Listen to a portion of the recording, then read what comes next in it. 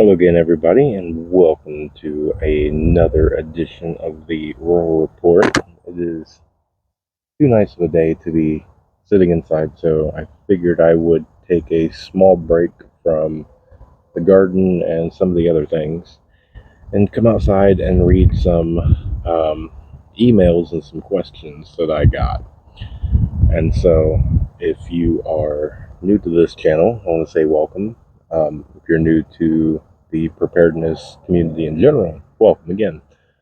Do all the YouTube things that you know how to do. So hit the like and subscribe, hit the little bell for notification, and we will jump straight into this.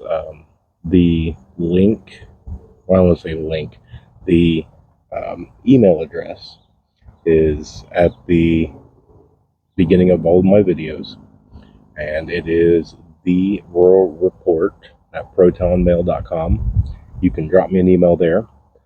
You can go over to the Facebook page, which is just search for the rural report, and you can private message me there, send me things there, anything along those lines. But if you have questions or anything like that, feel free to reach out to me.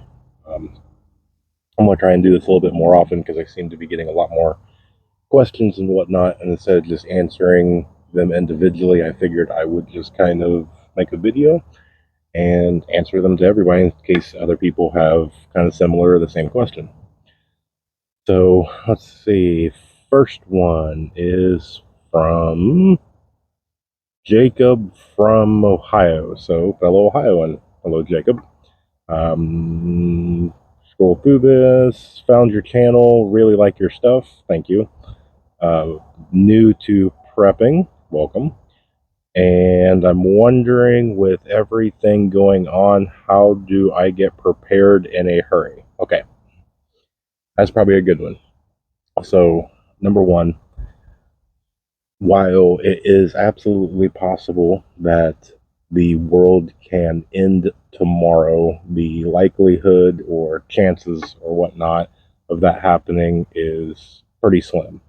And the way that I like to do it is you prepare for probable instead of possible.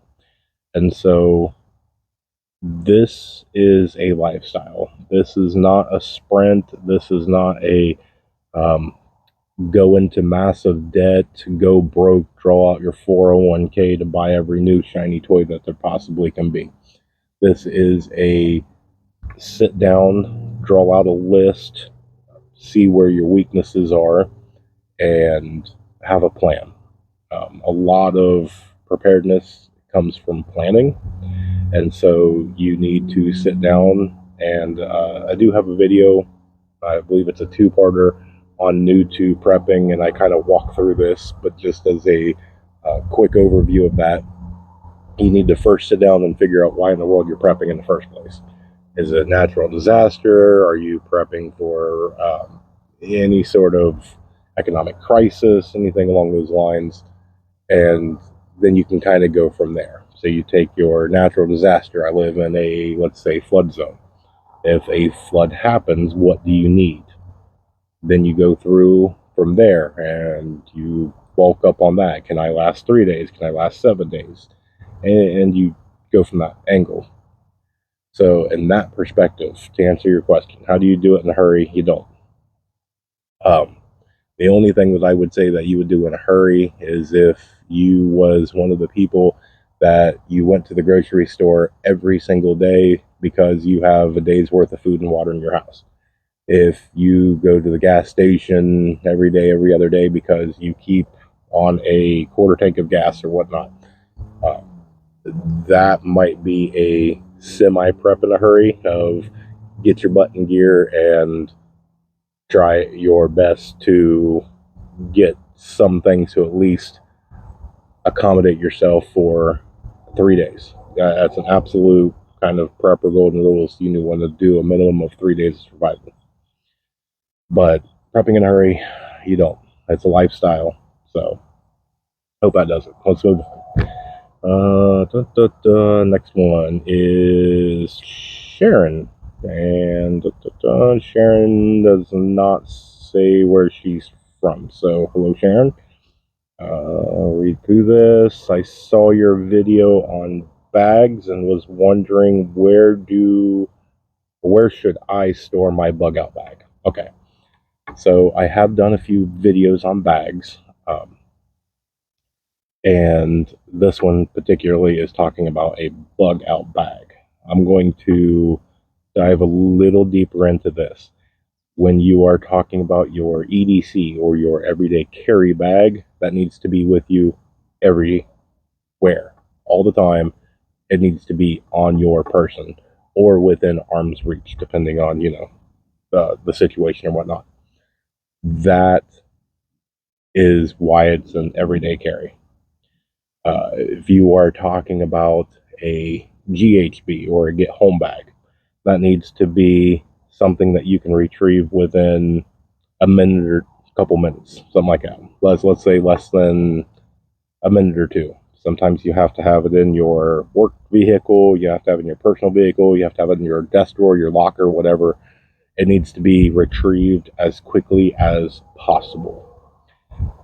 Your inch bag, which is your I'm never coming home bag, that is, let's say, like the people in Hawaii, the wildfire. You can have all the preps, you can have all your bases covered, all your food, water, uh, self defense tools, clothing, medical, everything. You can have all your stuff, completely done. And a wildfire comes through, and say you're not home, and you stored all your preps in one place, and you literally have a minute, to get out of your house. And that's where you grab your inch bag, and that needs to be in a spot that is easily accessible that you can grab and go. That needs to be prepackaged with at least 80%.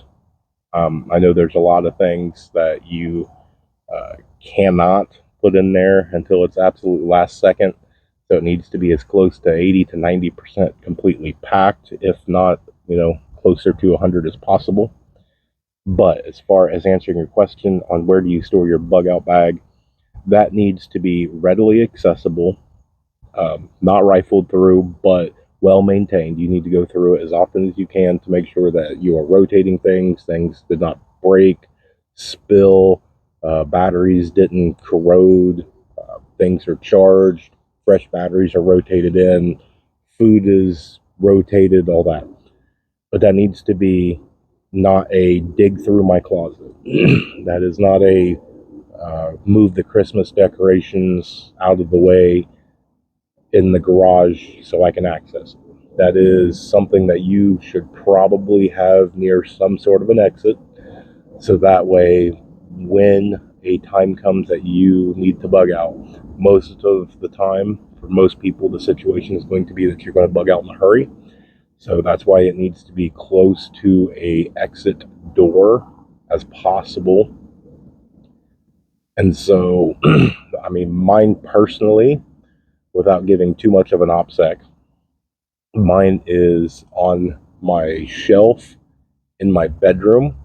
There is a back door located very close to the proximity of my bedroom. And so for me, if I am anywhere in the house, I can quickly retrieve my bag and go out my back door. If I'm in the middle of the night, I can immediately get up, grab my bag, and exit out my back door. But that would hopefully give you some sort of advice on that. I hope I answered that halfway decently for you. But that's basically what I can give you on that. Have it readily accessible, have it close to an access point. Let's take another one. See, Tim and Kelly from Kentucky. Okay, hi Tim, Kelly. We have been preparing for almost a year now. Good.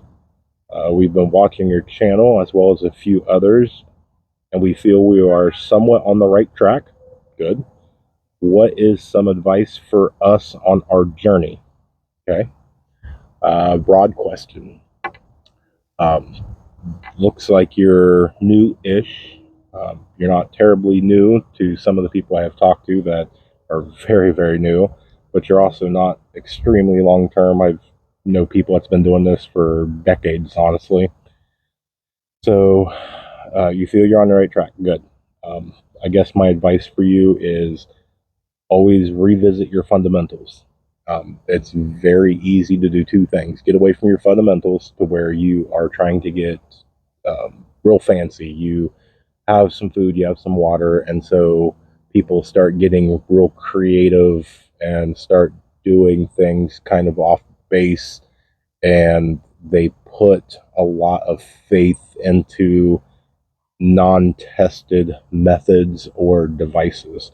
So they will have a small water filter that most people have. They'll have a life straw, or they'll have a mini Sawyer or something like that, and they'll have let's say 20 gallons or 50 gallons, something like that, saved up.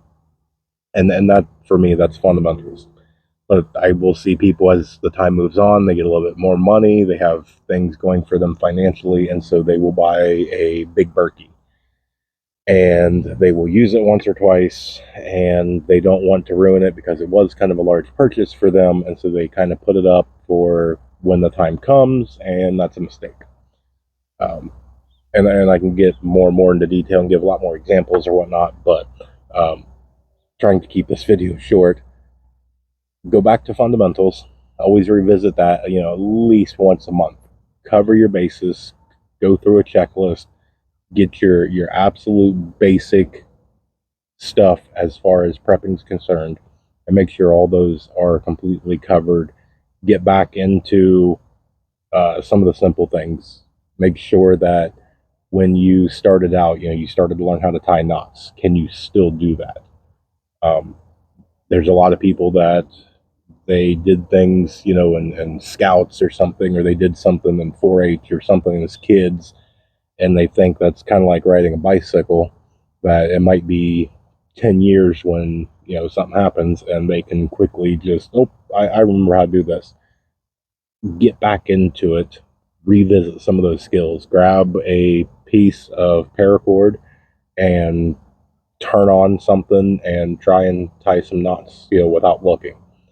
Um, go through and try and make bread from scratch.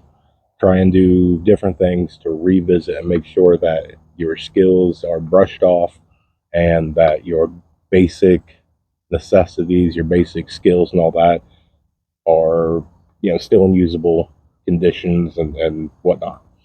Um, the other one is prepper fatigue, and really, that when people experience that, I tell them basically what I just said is get back to your fundamentals, go back to that stuff, so that way there's a lot that can be overwhelming, especially for people that are new, especially for the people that are in your kind of timeline where you've been doing this for about a year.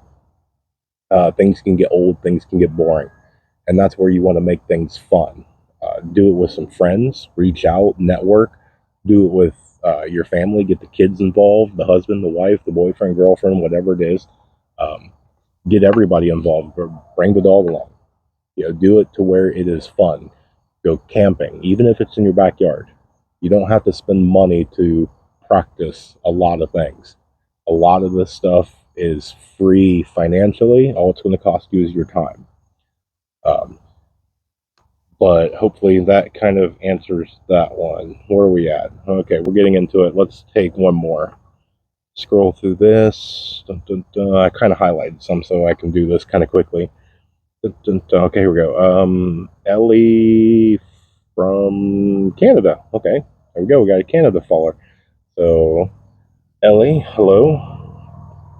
You see, brand new to prepping. Welcome.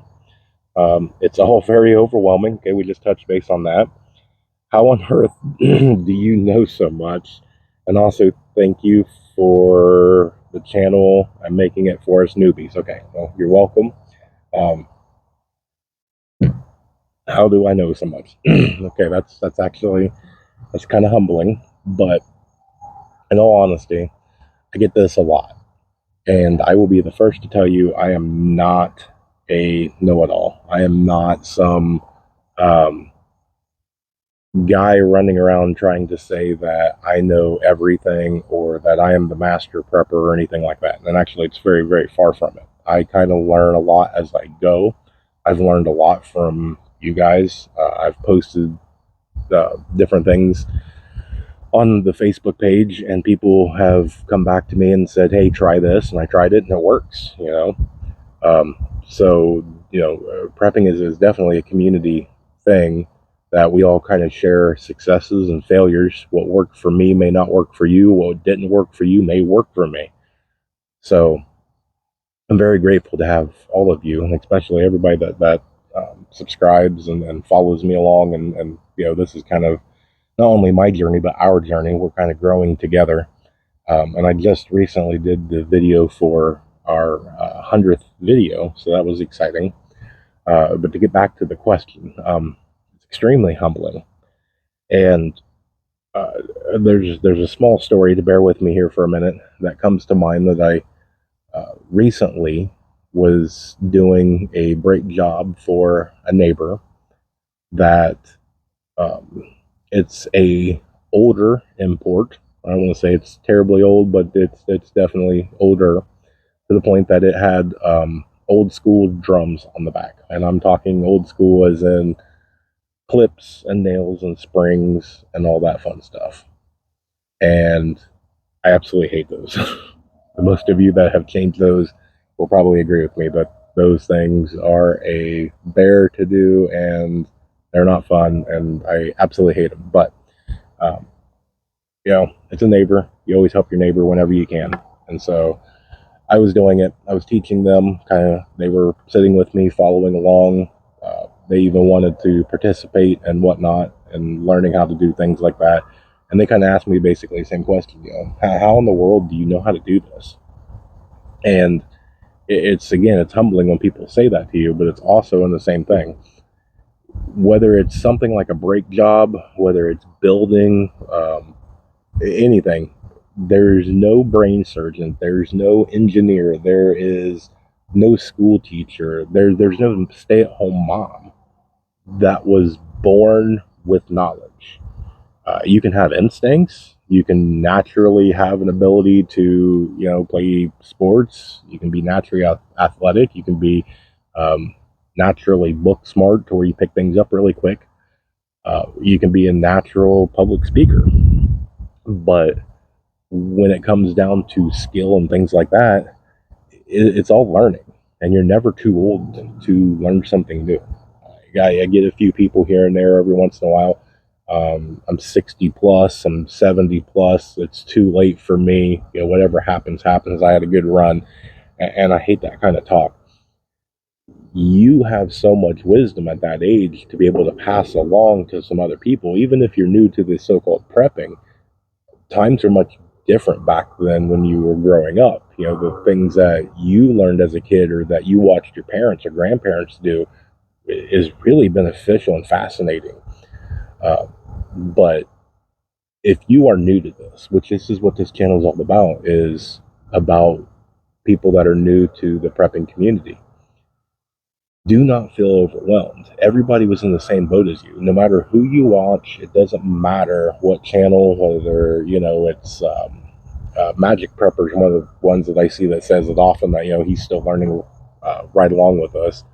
But the same thing with pinball, or the same thing with bear, or any one of those. None of them was born with the knowledge, skill, talent, everything that they bring to the table. They had to learn it, just like you have to learn it, just like I learned it, just like I'm still learning it. So don't get overwhelmed. You have to take it day by day. You pick something, you study it, you practice, and you do repetition, and that's how you gain close to perfection. Is you just got to start somewhere, and by watching this video, you started.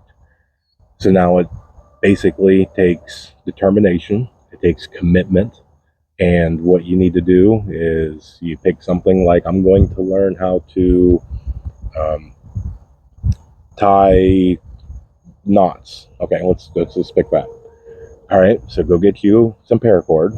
Um, go get you shoelace. Go get you something. Then you don't have to spend money on it. If you don't have paracord, go take the laces out of one of your shoes for an hour. Sit down, pick up a book, pick up another YouTube channel, pick up something, and watch how to tie a square knot, a box knot, a hitch knot. Pick a knot and do it, and do it, and do it, and do it, and repetition over and over and over until you have done your best to be able to basically master that. And then once you've got that, move on to another and another. It's all going to take determination on being able to pick something and being determined to have a successful outcome. And then it's going to take commitment to stick with it.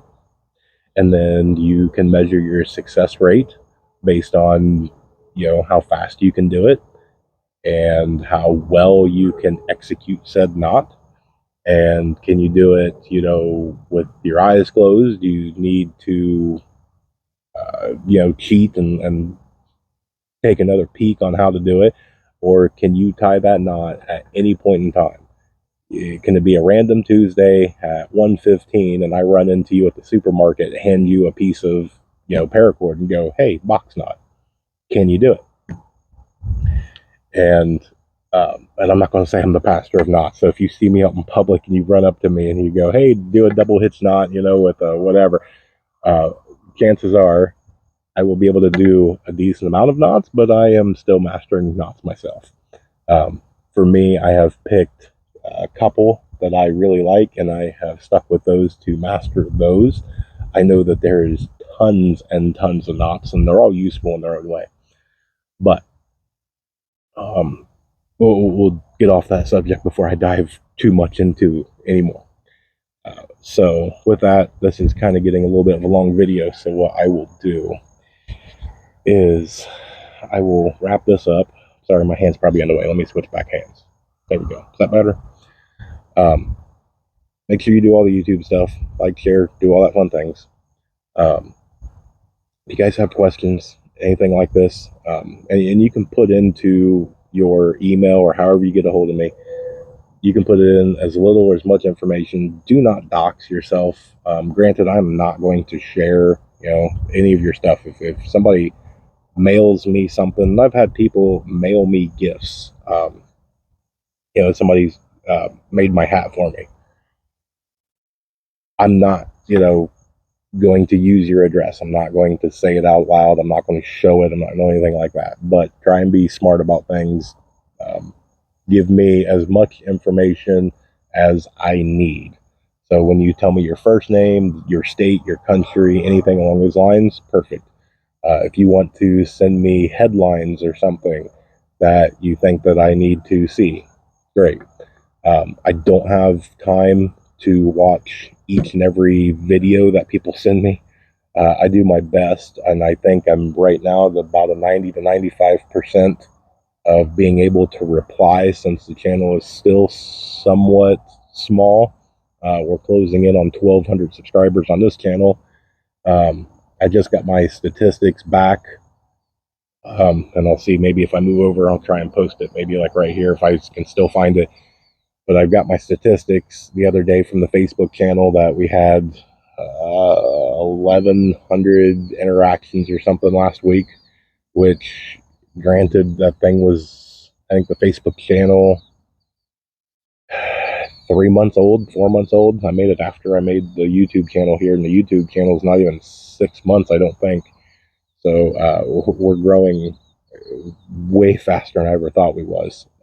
And I do it for you guys. So without you, I wouldn't be able to do this. So thank you. Keep sending me things. I will do everything I can to respond. You may not like my answer, but you will get a honest answer. Whether that is you want my opinion, I'll give it to you. But we will move from there. I will try and do this because I do get a lot of questions and a lot. I'll maybe try and do this once a month, depending on how many questions I start getting after doing this. I may